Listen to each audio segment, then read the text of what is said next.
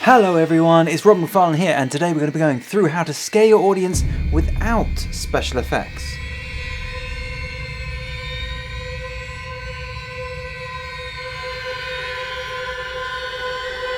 So if you've been following over my previous episodes, I've been trying to come up with a short film, and I came up with a pretty cool concept.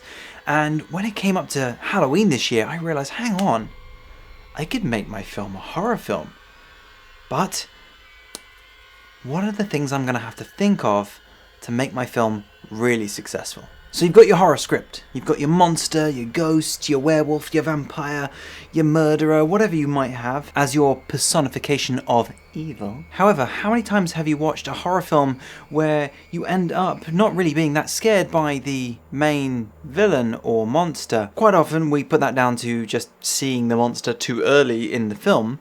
But what is it really that we can do as filmmakers and directors to actually enhance our films, to make the jump scares, the frightening moments really frightening?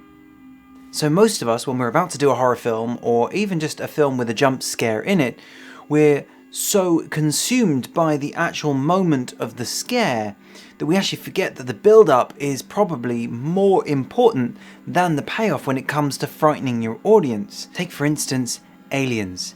The first 3 minutes of that film have no characters in it, no speech, no movement. All it is showing the Nostromo, the spaceship that you're on, before any story actually happens. This obviously shows us the geography of the ship so we get an understanding of how labyrinthine the space is, as well as just how dark and how difficult it's going to be to get away from anything if there's anything on this spaceship with them.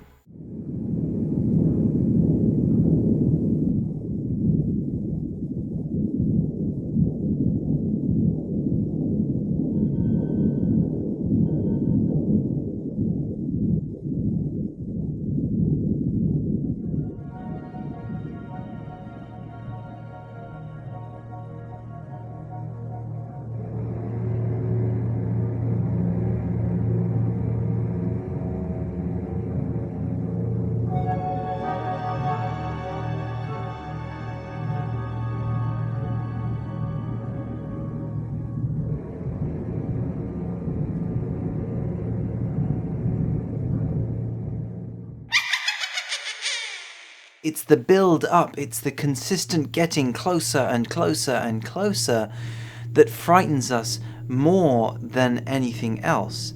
And so what I'm going to put to you is that there are techniques and things that you can do that don't require special effects. They don't require gore and explosions and frights to actually get your audience biting their nails all the way to the quick. So we're going to jump into some tricks that I'm going to use on my next film, and we're going to discuss exactly how you can get some really good scares, tension, suspense in your films without having to use one special effect. So we want to guide the audience's eye. Your music, your tone, your lighting, your set design has them in a place where they're already looking for elements of danger. This is perfect because now you can guide their eye. Now you can do this by understanding exactly where to draw the eye to. Outside of sound, peripheral vision is one of the strongest ways to add elements of fear and frights into your film. So if you know that you can control where the audience are looking at any given time, and don't forget, your audience are going to be searching your screen. They're going to be searching frame edges, they're going to be searching in the dark corners, the light areas. So if you ensure that you get them to look at a particular spot at one particular moment, then you can use their peripheral vision on purpose to really ramp up the tension. This could be just a subtle shift in a shadow, or it could be a book falling, or it could be various elements that fit with your story. But don't forget, use the peripheral vision. It is so effective. Of course, most of us really enjoy using the dark. Now, this is obviously where we can get around a multitude of sins when it comes to storytelling, because in the darkness, anything can happen. The darkness also has a secondary use. The audience, they want to know what's there. They want to see everything they could possibly see because that will make them feel safe. So don't just use darkness when you're dealing with your horror films. Instead, think about using different lenses. If you've got a longer lens, you're getting rid of more of the background from your subject. You're making it harder for the audience to understand exactly what's going on around them, especially if the character is in a dark situation and they can only see a small section of the environment around them with their torch. Then use a longer lens, just like a torch beam would be used to see around the area in front of the character. Use that longer lens to do the same thing. Next, we've got the perspective of your victim. This could be someone that at the beginning who gets murdered horrendously in the most cliched way, or maybe your protagonist is the one who starts running away from said monster earlier on in the film. So there are a few different ways we can use perspective. One, in a similar way to the previous concept, where we use lenses to try and restrict the perspective of the audience.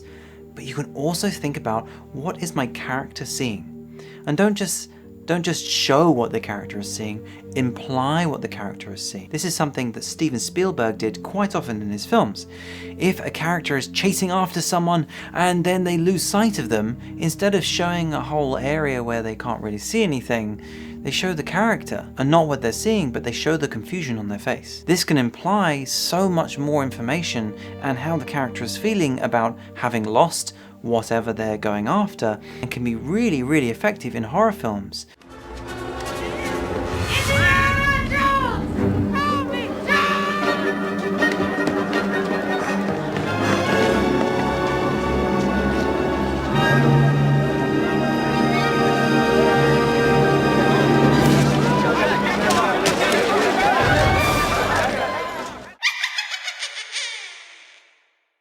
Think of Blair Witch Project, where we are so close to the character's face that we're seeing the night vision footage as they cry and they blub into the camera as they document what's happening to them. That's a perfect way of ensuring that we're not only getting inside the mindscape of our protagonist, but we're also restricting the information at that moment.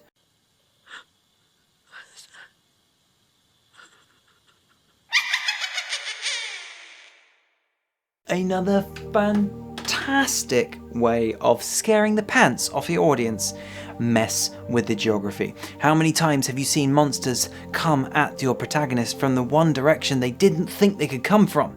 This is why Ridley Scott in Aliens had air vents dotted all over the ship. It enabled the aliens to come at our characters at any given time from any different direction, and you had no way of knowing where they were until it was too late.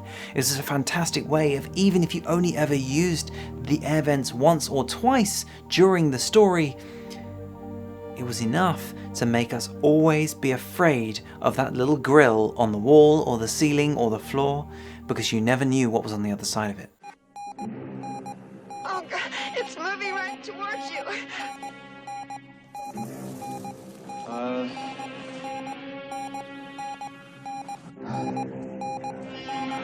Move, get out of there. Moving towards you, move. Dad, move, Dad. Thank you so much for joining me in today's episode on how to scare your audience without special effects. Use the perspective of the victim. This is a great way of ensuring that you control the amount of information that your audience has, and this stops the audience from knowing more than your characters, and thus making the audience feel separate to your film. Make sure you're guiding the audience's eyes. If you can do this, then you can scare the audience whenever you want. You can leave them on the edge of their seat for an hour, and then you can scare them.